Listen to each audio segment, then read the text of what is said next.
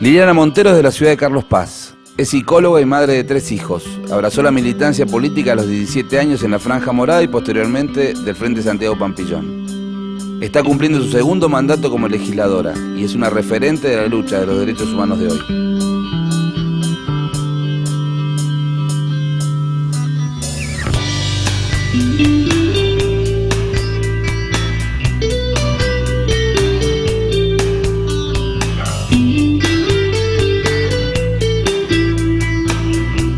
Clima de época. Bueno, yo estaba terminando el secundario, la verdad, ¿no? 82, 83, Guerra de Malvinas. Ahí empieza a haber una pequeña apertura democrática. Me parece que todos los de mi edad tenemos como la misma trayectoria. En mi familia no había una impronta política. Sí hubo unos tíos de mi madre que estuvieron presos, pero con los cuales yo no tuve, digamos, una conversación de la política. Quizás me parece que 2 o 3 docentes, profesores del secundario de Carlos Paz al que yo iba, ejercieron algún tipo de influencia en esto de que me interese la política. Y empezamos como en una búsqueda, empezamos en una búsqueda, y en esa búsqueda nos encontramos con Alfonsín, y me parece que fue lo que nos pasó a muchos jóvenes, ¿no? Alfonsín nos convocaba a un sueño, nos convocaba a la militancia, nos convocaba a las ideas. La verdad que escuché a otros dirigentes también en esa época, me acuerdo que participé de algunos eventos del peronismo también, y finalmente, bueno, me incliné por el radicalismo y empecé una militancia en las filas de la Unión Cívica Radical en Carlos Paz. Y esos fueron los inicios.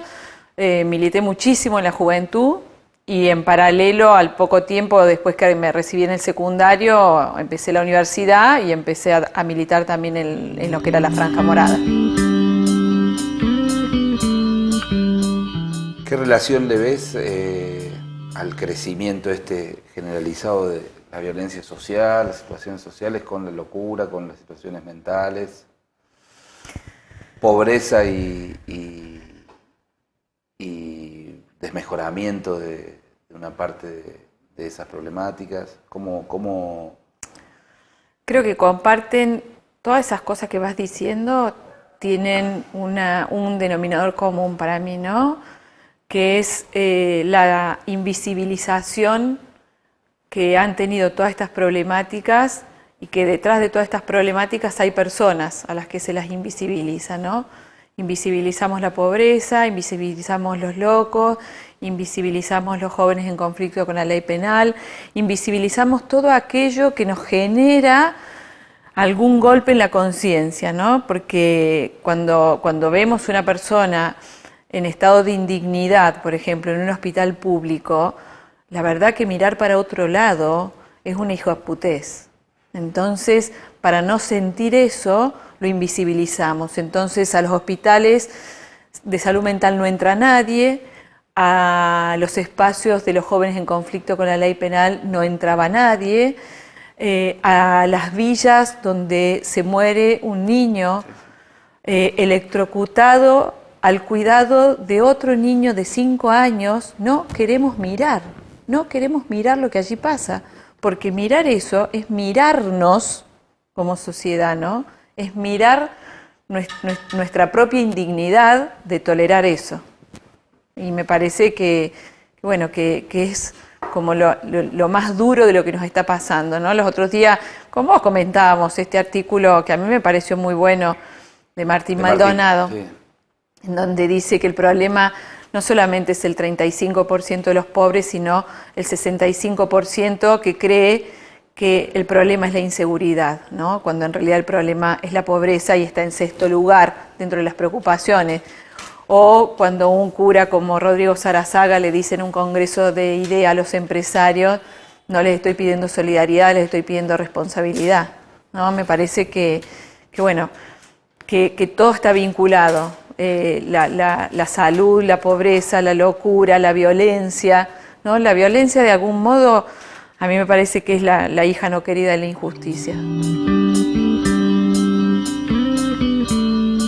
¿Cómo ves Córdoba? O sea, porque en ese marco es una provincia Bueno, una provincia tan absolutamente rica que es increíble pensar, bueno, como un país, ¿no? Sí, sí. Increíblemente rico, imposible pensar que tengamos estos niveles de pobreza. Pero además en Córdoba, una provincia que, por ejemplo, tiene un impuesto a los ingresos brutos, que es un impuesto absolutamente distorsivo, porque llega a todos los sectores, desde el más pobre al más rico, muy alto, y por otro lado tiene un impuesto al campo absolutamente bajo, ¿no? La evaluación fiscal de los campos es irrisoria, y cuando uno le pregunta a un Estado, a un gobierno por qué hace eso, la excusa es: lo hicimos para durante 10 años anteriores no darle al kirchnerismo los impuestos que le correspondían a Córdoba. Bueno, muchachos, busquemos cuál es el modo en donde le podamos cobrar los impuestos adecuados, ¿sí?, a los que más tienen, para poder distribuir de otro modo, porque el problema sigue siendo la distribución.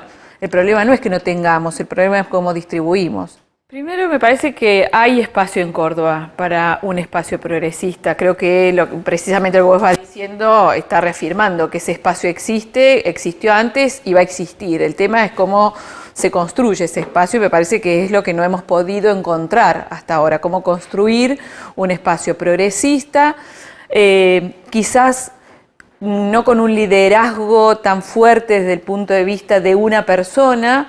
En esto vuelvo a algo que me enseñó Alfonsín a los 18 años, que tenía que ver con sigan ideas y no personas, y a veces es muy difícil. Es necesario construir liderazgos, pero es necesario construir liderazgos más horizontales, es necesario construir liderazgos que permitan las diferencias y las construcciones colectivas. Me parece que la agenda que se viene del progresismo en Córdoba es: primero, la posibilidad de construir en serio un tercer espacio. Segundo, ¿con quiénes? ¿Sí? Y creo que hay una búsqueda, por lo menos lo que percibo yo y lo percibimos con vos en este último tiempo, es decir, bueno, hay un montón de referentes, no solamente políticos, referentes políticos, sociales, de las organizaciones del tercer sector, de las organizaciones empresariales, que empiezan a entender la necesidad de articular entre todos este espacio que no sea el kirchnerismo bobo, como digo yo. ¿Qué es el kirchnerismo bobo para mí? Este kirchnerismo que no puede entender que hubo aciertos y que hubo errores, ¿está claro? Y que terminan siendo más papistas que el Papa, ¿no? Porque la propia Cristina está diciendo: hay que construir un espacio ciudadano, y los tipos, en vez de agrandar, achican.